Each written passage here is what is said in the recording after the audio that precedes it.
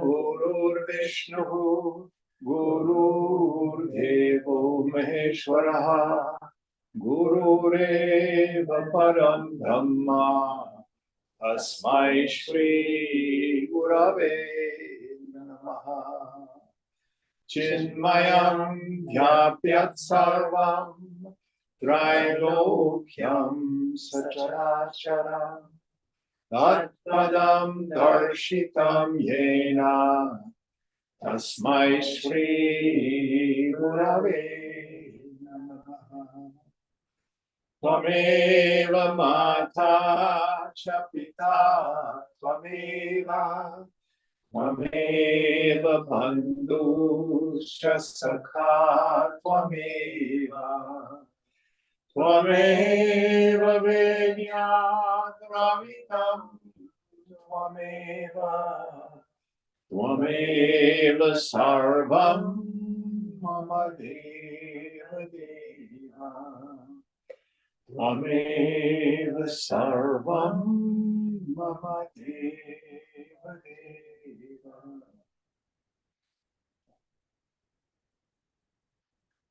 Om Sahana Bhavatu Sahana Bhunaktu Sahaviryam Karavavahai Tejasvinavadhitamastu ma vidvishavahai. Om Shanti Shanti Shanti.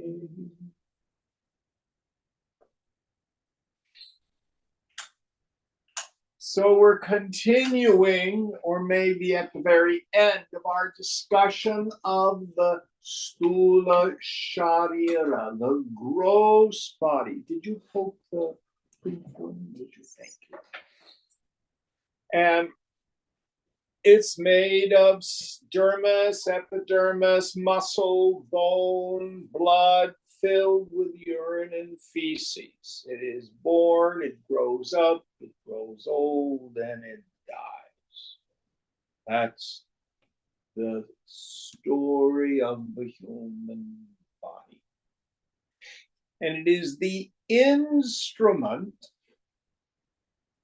for us to navigate through the waking state reality.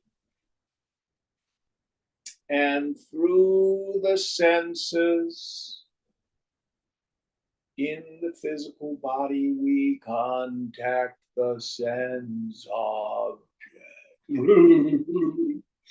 Aren't they delightful?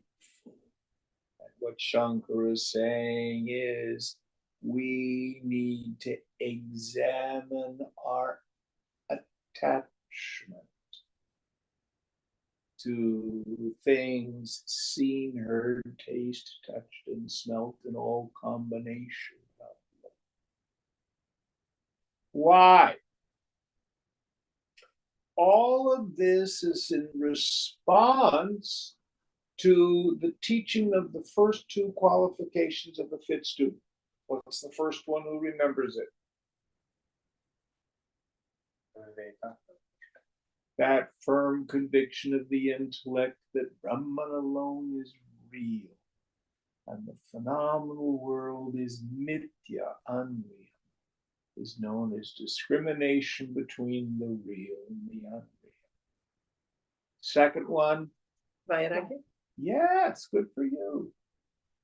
That desire to give up attachment to experiences gained through the senses, and that desire to give up identification with any form of self. And he says, starting from the body, meaning the Stula Sharira, up to and including the form of Brahma. So what verse are we on tonight? 85. 85. Can you help us out? Who's chanting tonight? Kuni, sound. 85? 85, right? Yes, 85.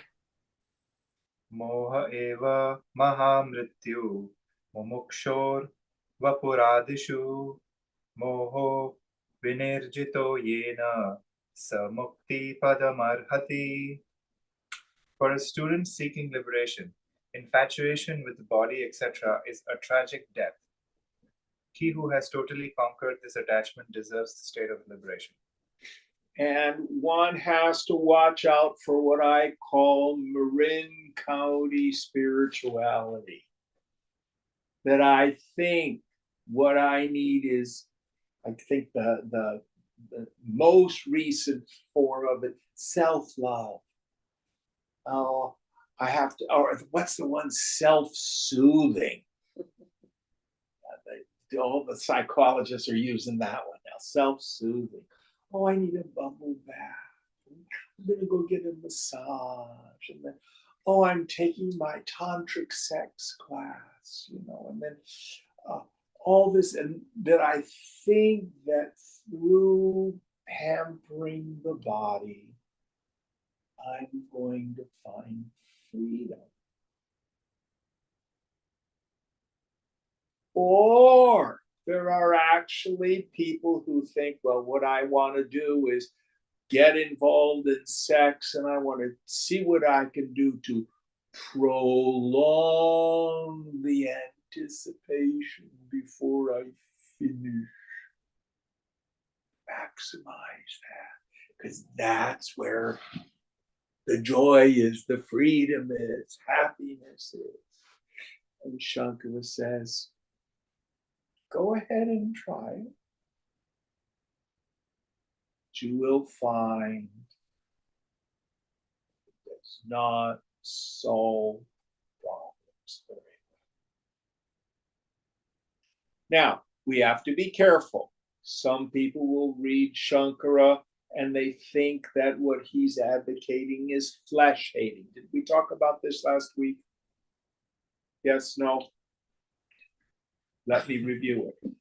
Flesh hating is a practice that occurs in lots of spiritual traditions. Mike, what is a cilia? A cilia. Oh, Franciscans probably don't do it. Isn't it a metal thing that you? Yes. Only the Jesuits and Dominicans use those. No, it's when you put a metal. It's a metal thing around, you put around your thigh, and it has little thorns on the inside. Oh, great. Yeah. Yes, it's all about mortification of the flesh. Who's ever heard the term wearing a hair shirt? Yeah. Yeah. That's real. Yeah. Somehow, if I put on a shirt where it had hair on the inside, and that itching all the time. I think it was horsehair. Yeah. They used somehow this was going to fix things, and it doesn't work. God knows we've got it in India. You see emaciated yogis who are sticking, needles through their cheeks or sleeping on a bed of nails, stuff like that. All of that for Indians is rooted in Sankhya philosophy. Sankhya philosophy says what you are is an individual glob of spirit called a Purusha that's gotten all tangled up with this nasty old matter, Prakriti. You got to beat up the matter to get the good spirit out. It's not Vedanta. So flesh hating doesn't work. But we're not talking about excessive indulgence. I like the way the Buddha talked about it. Middle path. Don't eat too much, don't eat too little. Don't sleep too much, don't sleep too little. The body is essentially an instrument for the realization of the self. And I say, treat it like a car. Some of us have old Volkswagen Beetles, others of us have Maseratis. But whatever body the good Lord gave you, keep it clean, saucham. Do your best to be healthy. Why? Because in the higher levels of meditation, it's about forgetting.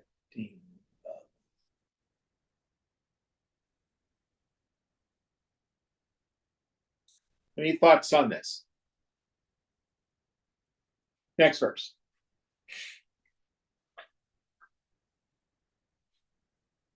Moham jahi mahamrityum dehadara sutadishu yam jitva munayo yanti tadvishno paramam padam. Conquer this great infatuation for your body, wife, children, etc. By conquering these, sages reach the supreme state of Lord Vishnu. Now, one of the things that happens with the body and attachment to it, it becomes the vehicle for which we get so attached to things like attention and approval from others.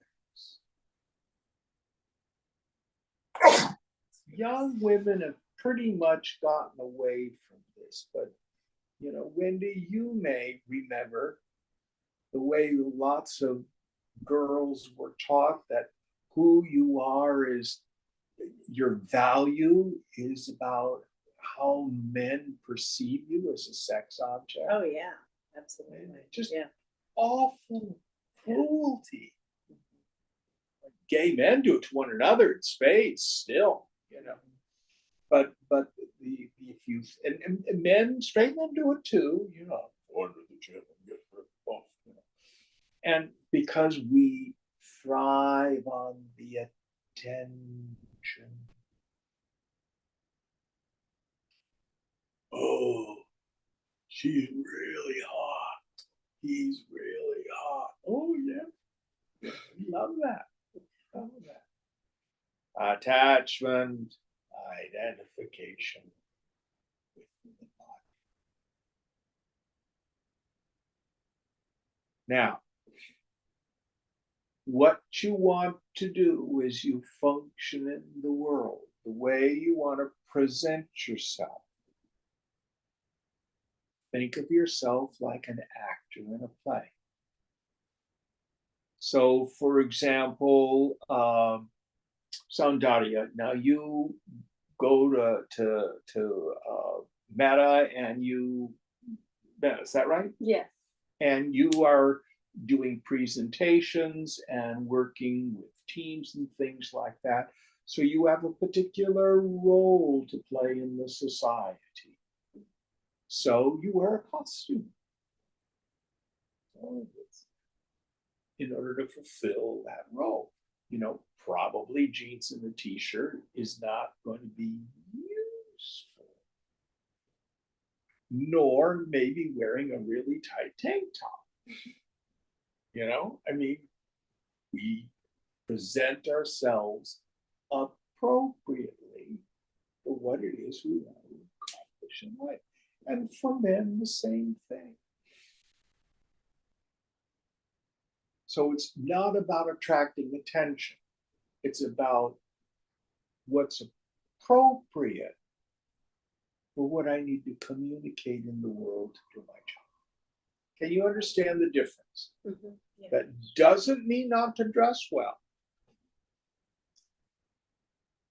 When I was in my church job, Sunday morning, I wore a suit and tie every Sunday. A little old-fashioned, but that's what I did. It was my uniform.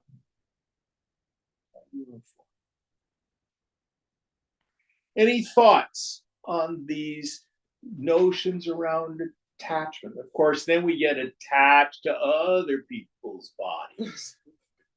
That's a big one for young people, especially. So I will give you one of Shankara's, I think, most effective meditations. Oh, you see that fellow? They've got a six-pack. Oh, you really like it? Well, why don't you imagine just flaying it open and fondling the intestines? Wouldn't that be really hot? Oh, she has a beautiful bust. Well, just cut them open and look at the mammary glands and things like that. The dissection meditation does wonders. And I think I may have shared this with this class back in the 70s. The great Tibetan Lama, Chogyam Trungpa Rinpoche, came to UC Berkeley. Tantric workshop. Hundreds of people signed up. All these ideas about what Tantra was. And for 8 hours a day for a week, he showed autopsy films. Whoa. Good idea. That's so Tibetan Buddhist. So you're there and you get to see this is the body. What it is. And where it ends up. Shankara talks about it. Prabhupada shows it to us. Very powerful. So that we ultimately can see, I am not. Next verse.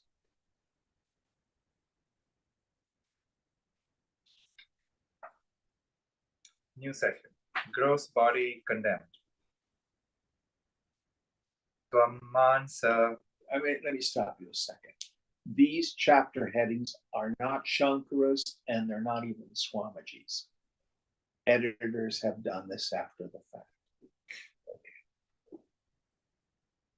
Tvamansa rudhirannayu medumajjasthe sankulam purnam mutra puri shabhyam sthulam nidhyamidam vapu.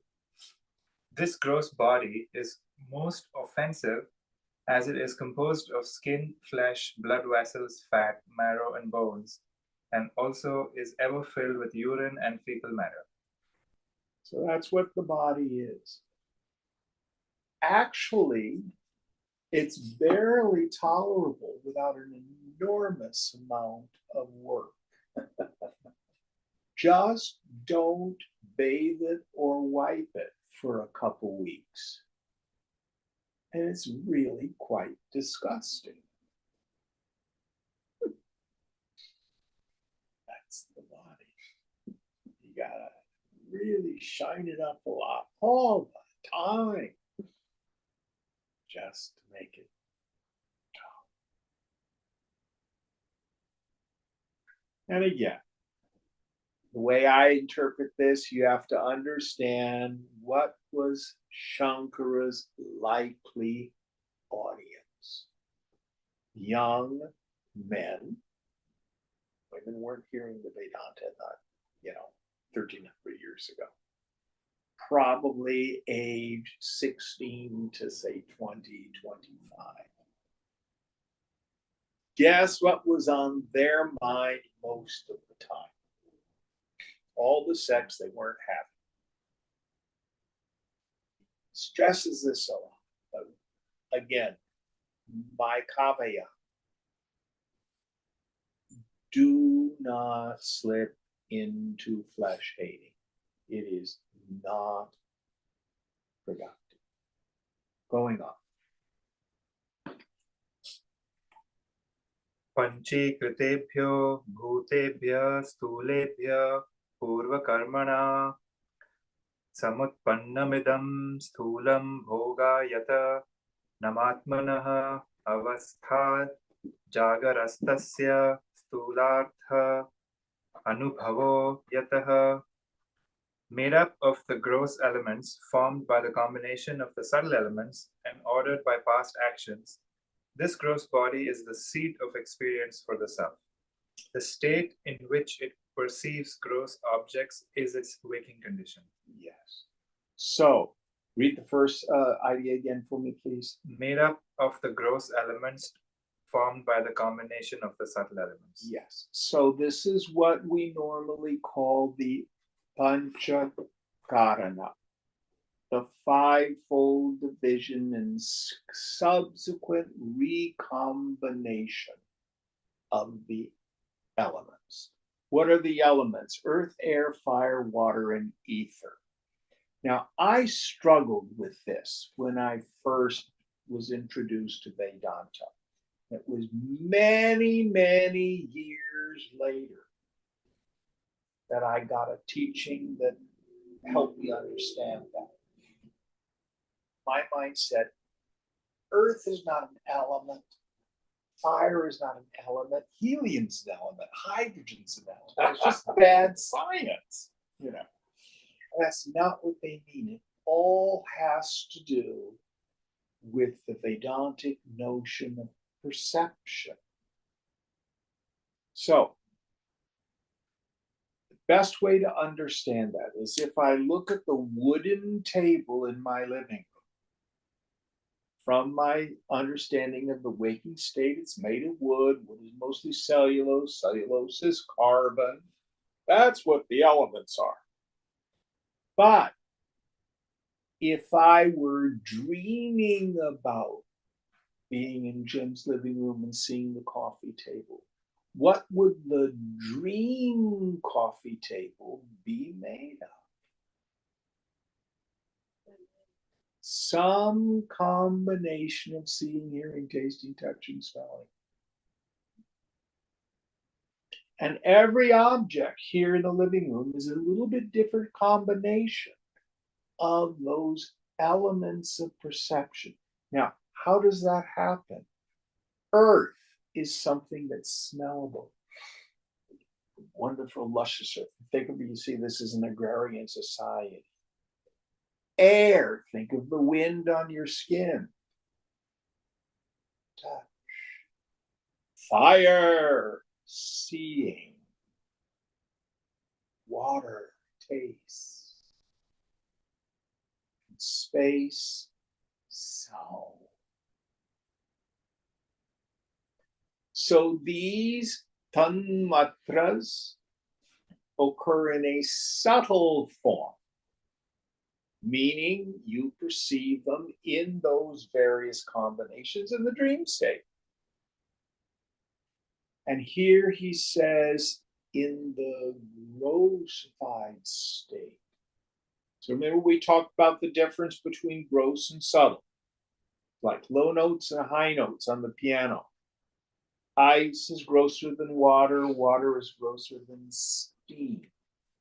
So what yoga's saying is, the phenomenal world comes about in the same way the dream state does, but it's just a slower, grosser vibration. It's all the difference. So that's how the infinite brings about this waking state reality, the Vishwa. Mandukya talks about Vaishwanara, the person who knows the Vishwa, the waking state reality. So that's the field of play for the gross body as it moves through the waking state world and the phenomenal gross objects. Any thoughts on this? Did I get all the pieces of that? No, that's just the first night. And then in the second, it was a combination of the subtle elements and ordered by past actions. Yes, okay. So the dharma of the body is karma. Did we talk about this? A little bit. A little bit. Yes. So what is dharma? Dharma is the nature or the essence of something without which it would not be the thing that it is. It's the dharma of water to be wet. It's the dharma of fire to burn. It's the dharma of sugar to be sweet. The dharma of the body is karma. You know what you call a body without karma?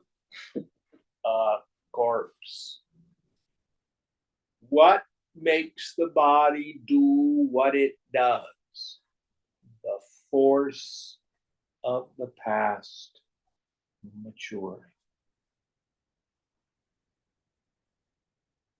Do I have free choice? Well, it feels like I have free choice.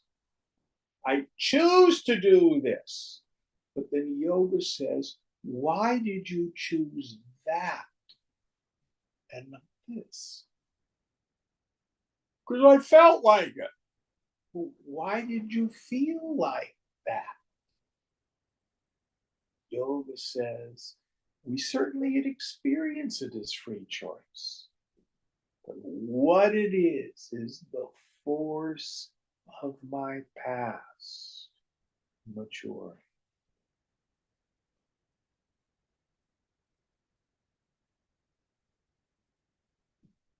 That's all it is. So here, Shankara is saying the body moves through the world. It is hardware. What's it going to do? That's the software. What's the software? Force of the past maturing.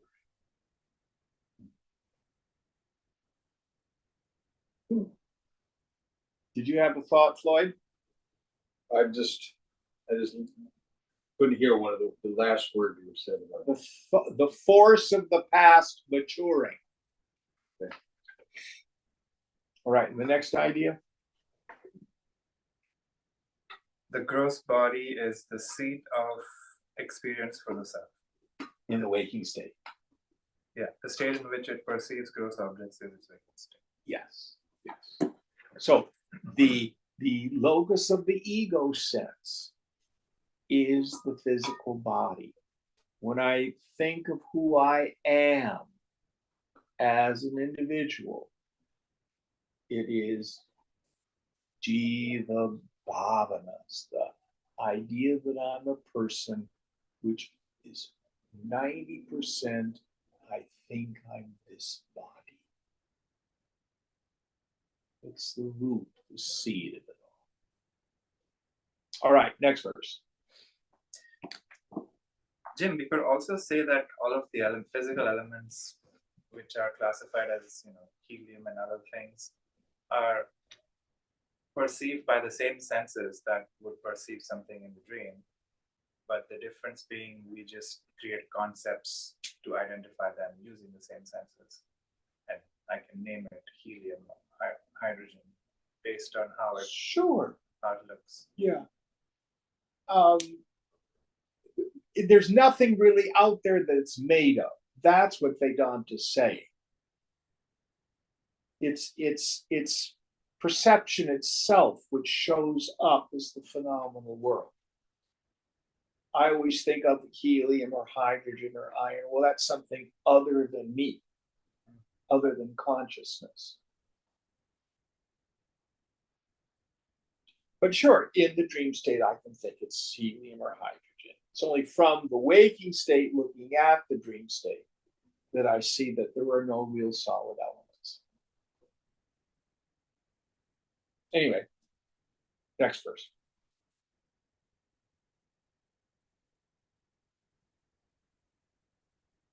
Bahyondriyaihi स्थलपार्थ सेवां दृक्वा Chandra Syadi Vichirupam Karoti Jiva Swayamettadatmana Tasmat Prashanti Vapushosya Jagare. The individualized ego, identifying itself with this body, enjoys gross objects such as garlands, sandal paste, women, etc., of an endless variety by means of the sense organs. Therefore, this body has the greatest play in the waking state. Yes. So I can go to bed and go, oh, I turned my mattress on to vibrate. But then when I go to sleep, gone. What the body's doing is no longer my concern. So the body's play in the phenomenal world takes place in the waking state reality. Now, there are subsets of it. You can drop ecstasy and go to Burning Man and stuff like that, and you're in a quasi-waking state, having all sorts of other sensuous experiences. Is that a dream or is that waking state? I wouldn't worry about it. The whole point is, it's in the waking state that through the senses, the ego sends contacts the phenomenal world of name. All right, going on. Sarvopi bahya sansara purushasya yadaschayah viddhi deham idam sthulam grihavat grihamedhinah. Know this gross body to be the shelter for the individual to conduct all their dealings with the world outside, just as a house is to a householder. So the householder lives in his house. From there, they conduct their business on the outside. So if you're a wealthy person with servants, you say, okay, you go to the store and buy groceries, and you're the house cleaners, you do this, and you're the nanny and you take care of the babies and stuff like that. So inside the jiva, the sense of individuality conducts its business with the world. I am going to go to work. I am going to take the day off. I am going to make soup. I am going to play hooky and go to the beach. I am going to make love. All of that is the ego directing the body to play with the sense objects through the sense organs. Any thoughts on this? Next verse.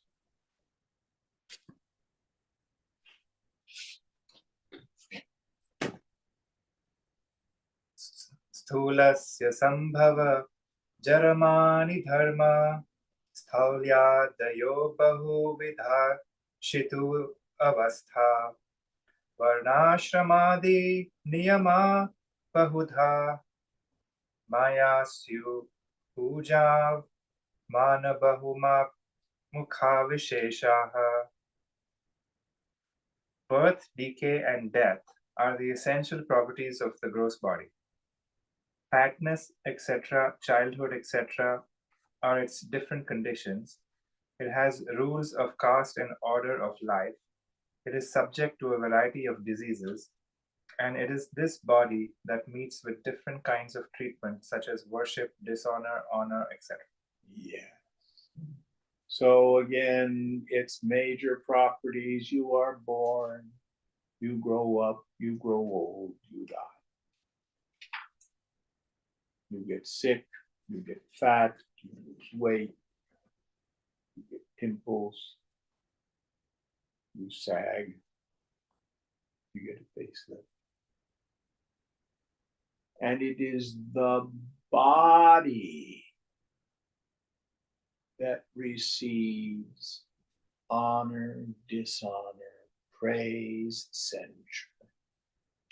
It is the body that is assigned stations in life, social class. All of that is reference to the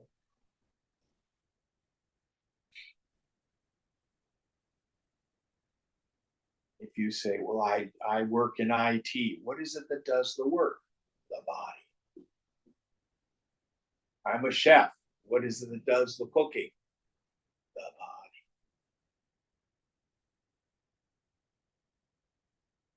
Any thoughts on this? So the point of all these verses is to start seeing, separating out these thoughts as your body and not you. When we thoroughly see what it is, we can clearly see what we are not. It's a thorough understanding of what we are not. Now, yoga actually gives us something highly experiential to do this. And I keep forgetting the word, but you know what dancers, what do they call it when they're able to perceive their body in space? They know when one hand is too high and stuff like that. Prosio something? Prosio perception? Say it again. Prosio perception? Yes, that's the word. What perception? Proprioception or something like that. Yeah. But it's the capacity to observe your body in space and time. So in Raja Yoga, yamas and niyamas, what's the third stage in Raja Yoga? Asana. One of the benefits of asana, how do you know you're doing the posture correctly? You've got to develop the capacity to witness your own body in time and space, just like a dancer does. So you begin to get the direct experience that you witness the body. You are not the body, you're the knower of the body. Does that make sense? Mm-hmm. Yeah. Say it again. That was great. One of the values of asana, or in most sports, if you're like a high level tennis player, you know, or something like that, you know, oh, you've got to understand, no, you're rotating your wrist when you hit the ball. You've got to do a different way. You've got to be able to observe the body in time and space. Or you're a football player. Okay, you want to make sure the football goes right by your ear when you throw, not from the side, you know. So you have to locate your body in time and space. And to do that, you intuitively start to witness the body. And that's what Shankar is driving at. The capacity, when I can see what the body is, it's very clear I am not that.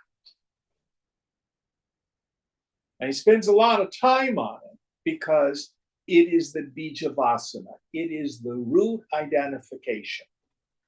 I love the part about, you're not, I just see the attachment a little more clearly. You're a chef, but what is doing the work of the chef? It's the body. Yes. But we attach that it is me. Yes. Yes. It's sort of subtle and it's sort of gross at the same time, the difference, but I get it in a different way. Yeah. Yes. Good. It's the hardest one to break. The deeply rooted conviction I am the body, but it is the most important one to break. And you do it by seeing what the body is, and most importantly, seeing that I am the witness of it. Any thoughts? Very good. Is that useful? Yeah, it was. Okay. Next verse. Section 21, Organs of Perception and Action. Oh, good. Buddhi Indriyani Shravanam Tvagakchi Ghanam Cha Jihva Vishaya Bodhanat Vakpani Pada Gudam Pyupastha Karmendriyani Pravena Karmasu. The ears, skin, eyes, nose, and tongue are organs of knowledge, for they help us to gain knowledge of objects, stimuli, vishayas. The organ of speech, hand, legs, and anus, and the genital organ are the organs of action, since they have a tendency for work. So in yoga, we have 10 sense organs, not just the 5 we talk about in Western thought. We have the buddhi indriyas, sometimes also called jnanindriyas, organs of knowledge. Eyes, ears, nose, tongue, and skin. Then we have karma indriyas, which are the organs of action, hands, feet, tongue, anus, and genitals. The way I remember them, the buddhindriyas is information in, karmendriyas are energy out. But this is the way we transact business in the waking state. Data comes in through the sense organs, the buddhindriyas, eyes, ears, nose, tongue, and skin. Then I act in the world through the karmendriyas, hands, feet, tongue, anus, and genitals. Any questions about the sense organs? Next verse. Section 22, Inner Instruments. Okay, we have pretty much finished the discussion of the Stula Sharira. We're now going to talk about the inner instruments. Going on. Nigante takaranam, Nigante anta karanam manodhi raham kriti chittami swatibhehi manastu sankalpa vikalpanadi buddhi padartha dvayasaya dharmatah atrabhimana daham itiham kritihi swarthanu sandhana gunena chittam. The inner organs are called according to their functions as mind, intellect, ego, and chitta, mind, from its doubts and hesitations. Intellect from its function of determining the truth of thing, the ego in its identification with both these, and chitta from its function of constantly illumining the things of its interest. Okay, so now we're talking about what's called the antakarana.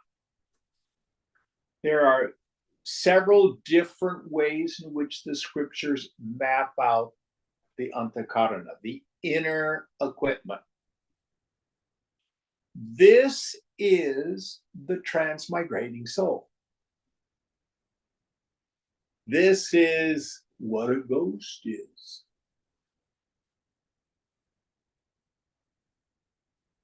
This is what you run around in a dream. What is the this you're talking about? The antakarana, the inner equipment. Okay. You might hear a little better if you come over here. I can. It's your voice. It's not. Yeah, thank you. Should I Your speak a voice little goes louder? down. Yeah, your voice goes down. I'm sorry, my fault. Okay, so what comprises the inner equipment? Shankara starts with first mind, manas. Mind is the place where feelings happen, where judgment happens, where I determine the value of things. Scriptures say the mind is the world and the world is the mind. The word for mind in Sanskrit is manas, M-A-N-A-S. From that word, we get the word manusya. Manusya means a man. So the word man comes from the Sanskrit manas and manusya. So the word man means a thinking being, a feeling being, a being with a mind. The female man is a womb man, W-O-M-B, which is a thinking being with the extra glory of a womb. That's what the words mean. Wow. Now, what's interesting in our modern age, no, I don't want to say man and woman, I want to use person. Well, person comes from the Greek. Persona, Latin, it's the Latin persona, which means for sound. And it refers to the masks that were worn in Greek tragedy and comedy. The mask with the smiley face one and the frowny face you see when you go to the theater. Yeah. Those were not only for characters, but they were also there to help project sound. So do you want to be a mask or do you want to be a being with a mind? It's very interesting. Wow, yeah. Okay, mind. Then buddhi, intellect. Intellect is where thought happens. Do the problem 2 + 2. Say in your head, Mary had a little lamb. Visualize a strawberry. That place is called your intellect. It is the place where we determine the suchness, the thatness of things. What is that I see in the street? Is it a body? Is it a garment? Is it a tarp? What is it? Oh, somebody must have dropped a raincoat. Versus direct perception. Then my intellect says, what is it? What is it? What is it? What is it? Oh, somebody dropped a raincoat. I've determined the isness, the thatness of it. Did that make sense? Mm-hmm. Yeah. That's the function of the intellect. Then the mind comes in. Oh, it looks like a really nice London fog. Oh, that's an expensive coat. Oh, the poor person, I get story. Now, in the subtle intellect is a function. Goes by many different names. Karta, which means the doer. What did he use here for ego? Ahankriti? Yeah, ahankriti. Ahankriti. Aham means just the first person pronoun, I. Kriti here comes from the root kri, which means to make or to do. They are I maker thoughts. We usually translate it as ego, which is a Freudian term. But in the Sanskrit, it's tastier. I am tall. I am short. I am fat. I am good. I am smart. I am terrible. I am stupid.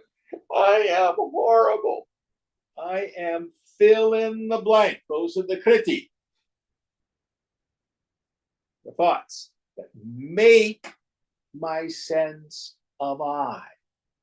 So if you're at a cocktail party and someone says, tell me about yourself, what do you respond? I'm Jim. I was born in Los Angeles. I'm a musician. I live in Oakland. All this are stories largely about the body.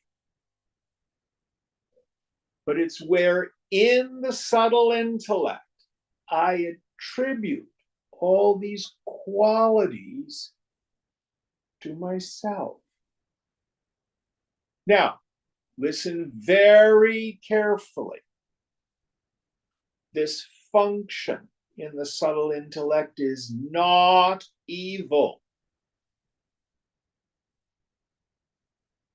In fact, you could not function in the world without it. For example, who made the corn soup? If your Ahankriti were broken, you couldn't remember that.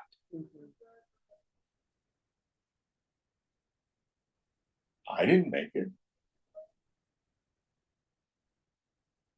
I had leftover pho for dinner. What did you have for dinner?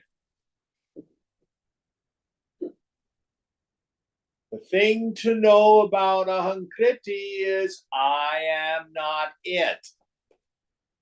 That's the point. It is just a function in the inner equipment. Now, this used to drive me up a wall because, for example, I'd be at dinner at the ashram with Swamiji, table up there, and he'd say, "Pass me the chutney." Oh, he used the I to refer to his body, you know. You don't have to talk funny.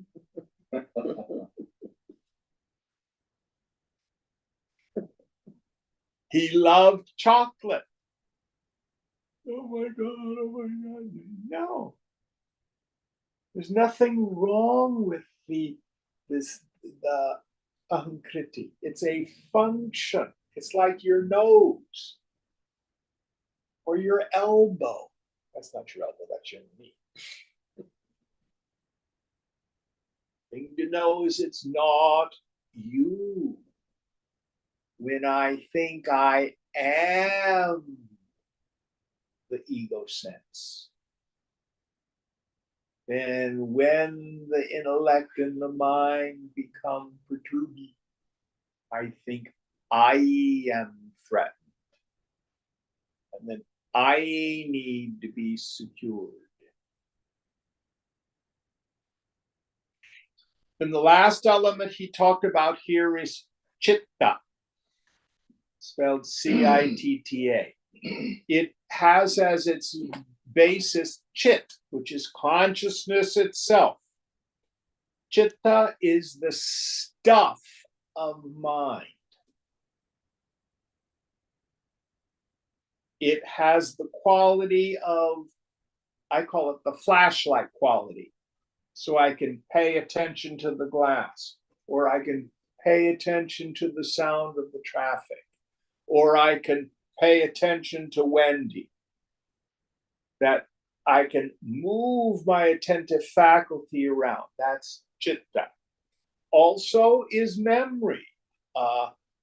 Did I have lunch today? No, I did not have lunch today. Chitta. Another way to look at chitta. Chitta is like the monitor on your computer. So the monitor shows up as a spreadsheet, a word processor, a search engine, mail program. It all takes place in the same place. So chitta is like your monitor. It's where sense perception, feeling, thought, egoism, memory, all of it takes place in the stuff of mind. Did I get all the elements? Yes. All right. So it's not that the stuff of mind is a problem. It's just when we think we are that. And we think it's real. And yeah, that's the spiritual ignorance. Yes. All the elements that occur in chitta come about like the elements of a dream.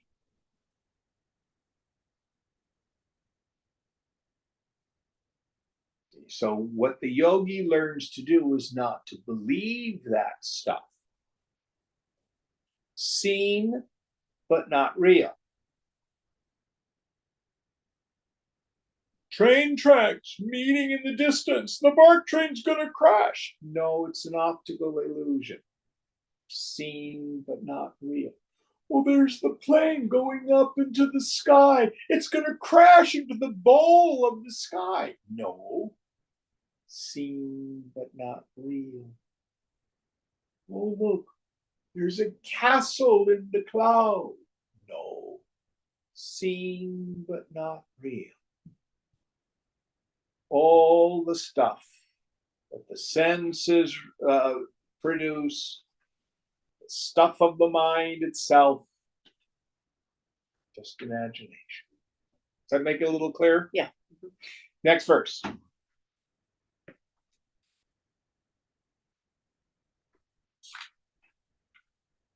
Section 23, the 5 pranas. Pranapana no dana samana bhavat yasau pranaha swayameva vritti bheda dvi kriti bhedat suvarna salilav divat. One and the same prana becomes prana, apana, vyana, udana, and samana according to its functions and modifications like gold, water, etc. So, prana does not mean breath. Prana means energy. So, if you have studied a martial art, like Aikido or Tai Chi Chuan, the Ki, the Chi, that's energy. Or if you've become a Reiki master, you've learned to deal with energy. The whole science of learning to have mastery over the energy body is part of the whole Raja Yoga tradition. We're just going to talk about some of the basic elements of it tonight. So, the main prana,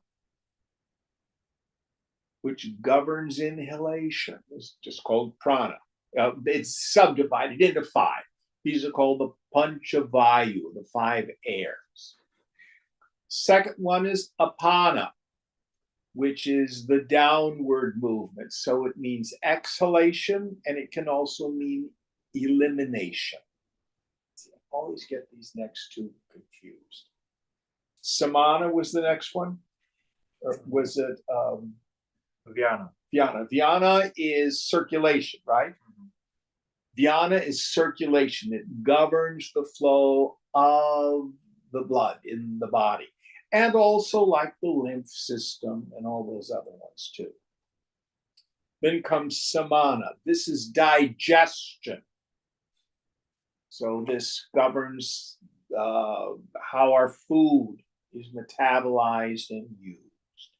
And the last, udana, governs thinking. Now, most spiritual traditions, in some form or another, suggest prayer and fasting. What is the difference between a fast and a diet? Oh, I'm going to go on a diet. Why do you go on the diet? Oh, I've got to lose 20 pounds. But what's a fast? To focus your attention. Why does it work? Because of the understanding or the functioning of prana. When you deny the body food, the pranic energy all starts to collect in energy centers. And what you will find is that your mind becomes much quieter and more sattvic.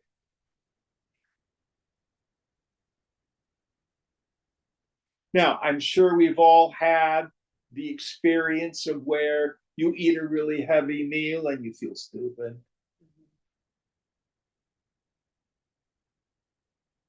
So all this pranic energy is connected. but the prana that governs the thinking mind is the udana. And in yoga, we learn to control the prana through the control of the breath and the directing of energy in various ways to different parts of the gross and subtle body. Any thoughts on this? Next verse.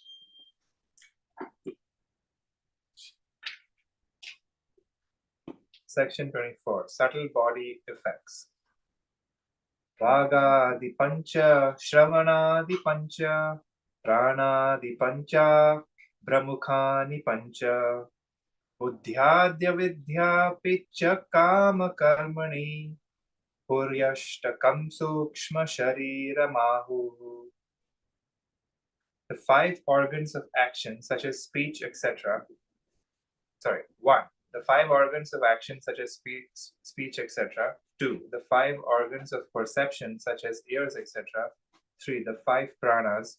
4. The 5 elements, starting with space, along with 5. The discriminative intellect, etc. And also 6. Ignorance, 7. Desire, 8. Action. These 8 cities together constitute the subtle body. So now this is another map of our inner world called the Sukshma Sharira. Sharira means body, Sukshma means subtle. And here he says the 5 organs of action, the 5 organs of knowledge. Now, wait a minute. I just thought you said the 5 organs of action, the 5 organs of knowledge were in the gross body. Why is he putting them in the subtle body? Who can answer that? Who had a dream last It's night? in the dream state. Yeah. Can you run in a dream? Can you hear in a dream? Can you see in a dream? Yeah. Yes. So the 10 sense organs, 5 organs of action, 5 organs of knowledge, occur in a gross form in the physical body. They're in a subtle form in the subtle body. The way I like to look at it. So if you have, if you maybe did this as a child, or you have a youngster who goes out on Halloween and wears a mask, so you wear a Richard Nixon mask, so you can see eyes looking out of the Richard Nixon mask. There's the mouth, you can go stick your tongue out of the mouth, but you take the mask off, and the eyes and the mouth are just holes. So we call the holes in the body the golayam, that the sense organs in the subtle body function through. Let me explain this in a very real sense. So this happens all the time. So I watch the 11 o'clock news on Channel 5 because I want to watch the cold opening of Stephen Colbert. So turn on Channel 5, lie down on the couch, and I fall sound asleep.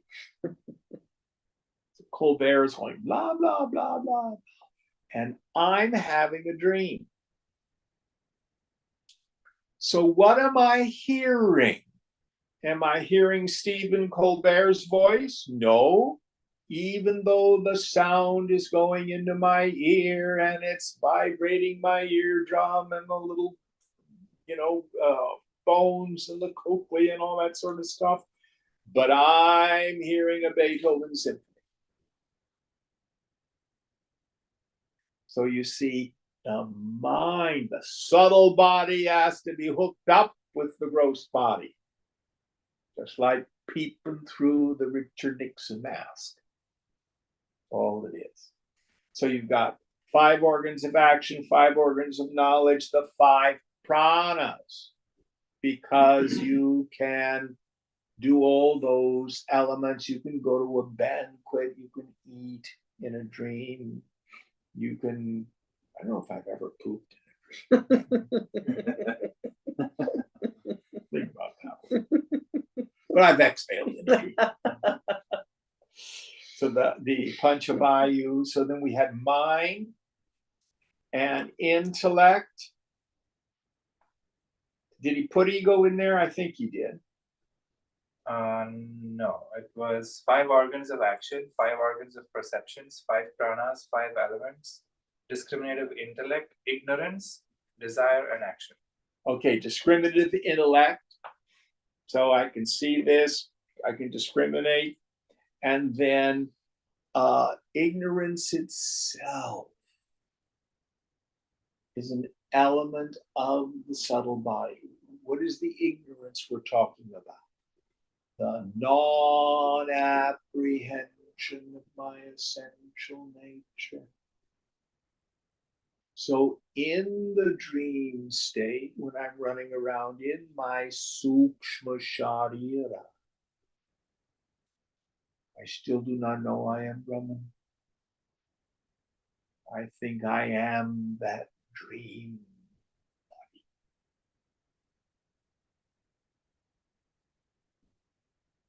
All right, next verse. Oops, no, it's 9 o'clock. So what verse are we on for next week? 97. 97. We have like 1 minute. Any thoughts about what we've talked about? So Jim, when you dream now, are you in spiritual ignorance in your dream? Well, I'm not worried about it anymore. Okay. All right.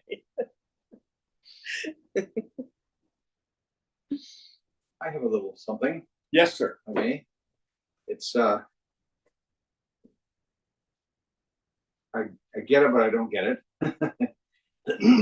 When one calls the body gross, I understand that it's not the subtle body, it's whatever, but part of me doesn't get that the body is gross. Even if you smell or you fart or you pee or whatever. We do not use the word gross in the colloquial sense. Okay, Gross here means denser vibration. bingo, that's what I was thinking. Yes. The low notes on the piano are grosser than the high notes, which are subtle. I like to use H2O. Ice is grosser than water. Water is grosser than steam. Steam is subtler than water. Water is subtler than ice. Understood. Okay. Any other questions before we end? Now, the point to know that these are map, not territory. So, okay, is this the Antakarna or is this the Sukshma Sharira? Don't worry about it. Don't worry about it.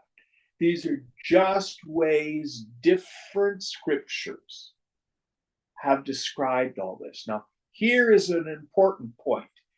In the West, we have what we call the Cartesian split, the mind-body split. In yoga, there's a subtle and a gross form. They're all a continuum. Think of it like the iceberg in the ocean. 1/10 is visible, 9/10 is invisible. So the subtle body is just the invisible part, and then it extends into the world of the gross world of name and form. It's all the same. That's why some schools will say, drag the body and the mind will follow. The metaphysicians will say, change your thinking and your behavior, your body will change. Yoga says yes, because they're the same thing. They're the same thing. Just an invisible and a visible part. All right, quit here. Om Purnamada Purnamidam Purnat Purnamudachyate Purnasya Purnamadaya Purnameva Vashishyate. Om Shanti Shanti Shanti. Hari Om Sri Guru Pyo Namaha. Hari Om. Om. Now, before we log off, 2 weeks is Thanksgiving. There will be no class on Thanksgiving. There will be class the week before and the week after, but not in 2 weeks on Thanksgiving. All right. Thank you all.